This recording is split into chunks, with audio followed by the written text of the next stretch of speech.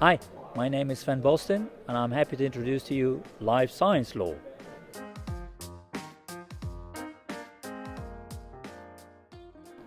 This course deals with one of the most important sectors in society, life science sector, which is about the development of diagnostics and drugs.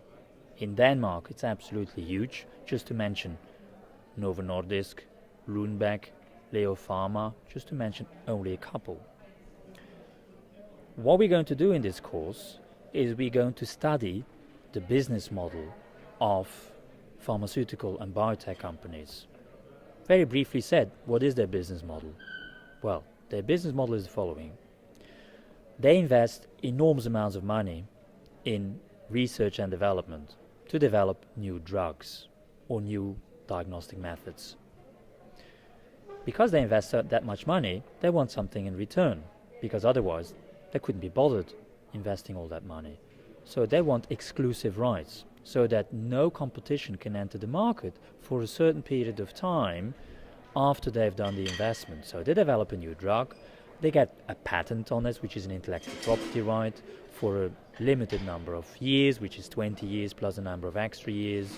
During those years, no competitor can enter the market, which means they can provide the drugs at a cost price they choose, which is more going to be the cost price, obviously, which is going to be a handsome profit.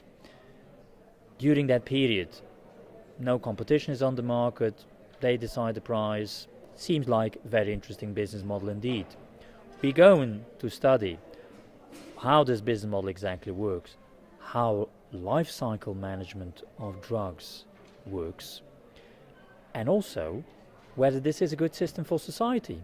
Because one of the things that obviously is a consequence of these intellectual property rights is high prices, but high prices also means that there is an enormous strain on the healthcare system, because at the end of the day it's taxpayers and patients who have to pay for these kind of drugs or diagnostic methods. But there's only so much that the state or the healthcare system can afford, and at the end of the day we have to make difficult decisions. Are we going to stimulate innovation by giving exclusive rights to pharmaceutical and biotech companies to develop drugs for diseases we all want to find a cure for? But on the other hand, we also want to keep healthcare affordable for everyone. That's a very difficult discussion, and that's what this course is about. This course is analyzing these systems and trying to evaluate whether that trade-off is indeed made. Is it a good trade-off? Is it a good deal for companies and at the same time a good deal for society? That's not always the case. So in doing all that, we will go into the nitty-gritty of what are patents, what are the various requirements for patent protection, what can you get patent protection for in the area of life science, how do patents work. Apart from patents, pharmaceutical companies are also entitled to get other kinds of exclusivities, which we call regulatory exclusivities, such as data and market exclusivity. These are other kinds of rights which also allow pharmaceutical companies to delay competition. We will study those in detail and we will evaluate whether indeed we have to keep those. Because do we need all these kind of exclusivities? Does the industry need it? Is it good for society?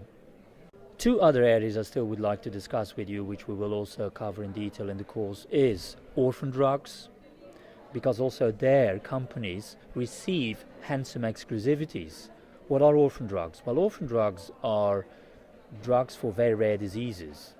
In the absence, as the industry says, of getting any extra kind of protection, they would not invest enormous amounts of money, and we will see whether there are indeed enormous amounts of money, in developing drugs for rare disease, because obviously it's a very small market. Why would you bother investing money for a small market? Because there's only so many patients that suffer from that disease. We will study those systems and see to what extent also here is society benefiting sufficiently from those systems, or are the proceeds largely going to the industry? Another area we will discuss is antibiotics. It's another area where there are problems. We all know that there is antibiotic resistance, Unfortunately, that's a fact of life. Many of us have developed resistance against certain antibiotics, which means, of course, that we can only be treated by other antibiotics to which we have built up no resistance. Well, that's also an important thing for pharmaceutical industry, because pharmaceutical industry actually thinks it's not a very interesting business model. Because if they develop a new antibiotic, they know, when they develop it, that within X years, people will have developed resistance against it. So there's no market anymore. We call that market failure. There's a very short lifespan of the drug, not enough maybe to recoup the investment. So pharmaceutical company says, if we don't get something extra, another type of exclusivity, a reward, something else, we are not going to invest money because we can't get a return on our investment. We will study also there what kind of incentives are provided, can be provided, have been provided in order to stimulate more research and innovation in antibiotics, because we badly need those. You should take this course because there's no reason not to take the course, to be honest. It deals with one of the most important things in society, which is our health. It deals with something we all are confronted with. All of us at some point get ill, unfortunately. We all need drugs, but we all want to get cured. So it is absolutely important that you understand those areas and how these systems work and how this business works, and whether the models that we have today are still performing well or whether things have to be changed. Is the system as we have it today of patent law and other exclusivities still functioning properly, or is it given too much to the pharmaceutical industry at the expense of society?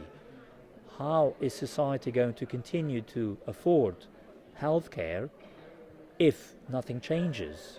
Can we find a compromise with all these things or not?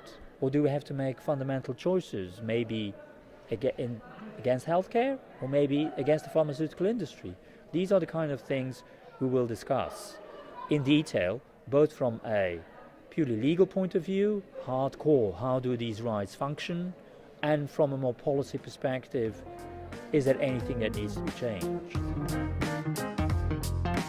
Life science sector, pharmaceuticals and drugs, intellectual property rights, in particular patent protection and net supplementary protection certificates, regulatory exclusivities such as data and market exclusivity in the context of normal drugs but also orphan drugs. Competition law is also an important factor. Is it still in compliance with competition law to charge excessive prices for drugs?